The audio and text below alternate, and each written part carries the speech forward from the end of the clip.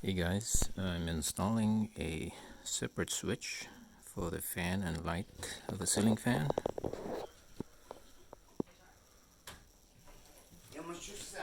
What I found out is this double switch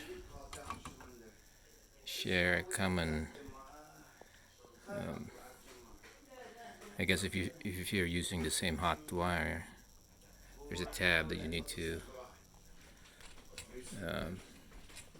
disconnect right there. You have to remove. So I was wondering why, if I turn on one switch, it powers both.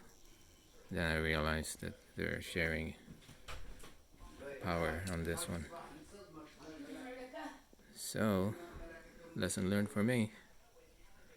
Thanks, bye.